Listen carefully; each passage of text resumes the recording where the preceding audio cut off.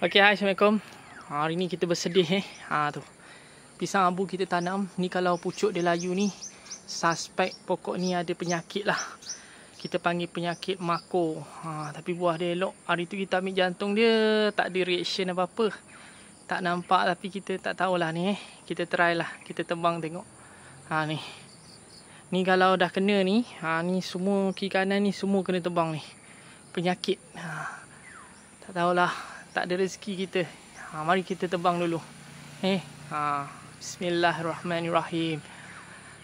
Wahai pokok, aku tanam kau tapi kau dah sakit. Nak buat macam mana?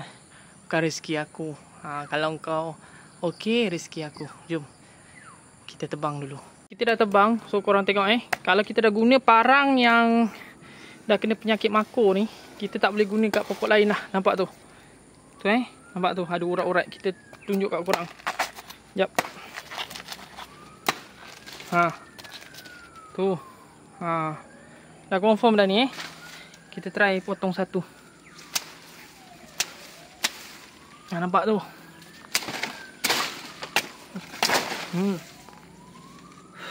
Tak ada rezeki. Tak apalah. Okay. Ni rezeki tanah ulat. Okay. Alright. Tak apa. Kita tanam pokok lain lah.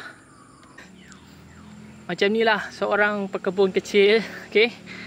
Tak semua apa yang kita harapkan, kita tanam lama akan dapat hasil yang cantik. Okay, tapi standard lah. Bila kita berkebun, kena ingat 20% bukan untuk kita, untuk haiwan, untuk kehidupan bawah tanah seperti cacing, ulat. Okay, haiwan tu macam ayam lah, ayam, burung. Okay, so kita punya pisang ni kena penyakit kronik atau kita panggil penyakit mako. So kalau kena macam ni, semua pokok pisang kita kena tebang sebab dia mudah menjangkit. Lagi satu, apa yang kita nak cakap tu, ni parang ataupun apa perkakas yang kita guna untuk tebang pokok ni, kita kena basuh dan tak boleh pakai kat pokok lain. Okay, alright, itu saja perkongsian Cik Tangga buat korang. Cik Tangga sedih hari ni.